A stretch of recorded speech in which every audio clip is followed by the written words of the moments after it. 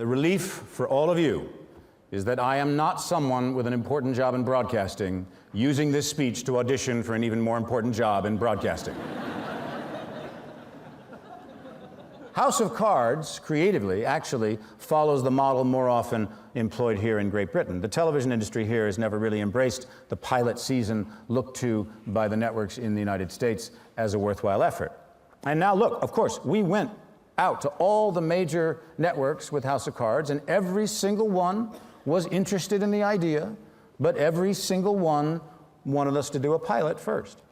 And look, it wasn't out of arrogance that David Fincher and Beau Willimon and I were not interested in having to audition the idea. It was that we wanted to start to tell a story that would take a long time to tell. We were creating a sophisticated, multi-layered story with complex characters who would reveal themselves over time, and relationships that would need space to play out.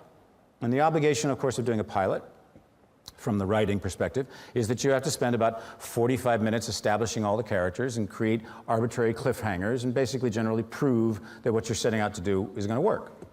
Netflix was the only network that said, we believe in you. We've run our data, and it tells us that our audience would watch the series. We don't need you to do a pilot. By comparison, last year, 113 pilots were made. 35 of those were chosen to go to air. 13 of those were renewed, but most of those are gone now. And this year, 146 pilots were shot. 56 have gone to series, but we don't know the outcome of those yet. But the cost of these pilots was somewhere between $300 and $400 million a year. That makes our House of Cards deal for 2 seasons look really cost-effective. Clearly, the success of the Netflix model, releasing the entire season of House of Cards at once, proved one thing. The audience wants the control. They want the freedom. If they want to binge, as they've been doing on House of Cards and lots of other shows, then we should let them binge. I mean, I can't tell you how many people have stopped me on the street and said, thanks, you sucked 3 days out of my life. And through this new form of distribution, we have demonstrated that we have learned the lesson that the music industry didn't learn. Give people what they want, when they want it, in the form they want it in, at a reasonable price, and they'll more likely pay for it rather than steal it. Well, some will still steal it, but I think we can take a bite out of piracy. So I predict that in the next decade or two, any differentiation between these platforms will fall away. Is 13 hours watched as one cinematic whole really any different than a film? Do we define film as being something 2 hours or less? Surely it goes deeper than that. If you're watching a film on your television, is it no longer a film because you're not watching it in a theater? If you watch a TV show on your iPad, is it no longer a TV show? The device and the length are irrelevant. The labels are useless, except perhaps to agents and managers and lawyers who use these labels to conduct business deals.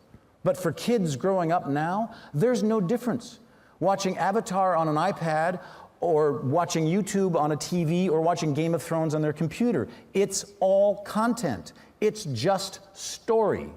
And the audience has spoken. They want stories. They're dying for them. They're rooting for us to give them the right thing. And they will talk about it, binge on it, carry it with them on the bus and to the hairdresser, force it on their friends, tweet, blog, Facebook, make fan pages, silly GIFs, and God knows what else about it. Engage with it with a passion and an intimacy that a blockbuster movie could only dream of. And all we have to do is give it to them. The prize fruit is right there, shinier and juicier than it's ever been before. So it will be all the more shame on each and every one of us if we don't reach out and seize it. And I want to leave you with the words of a man as good as any to address the nexus of commerce and art, Mr. Orson Welles, who once said, "I hate television. I hate it as much as peanuts.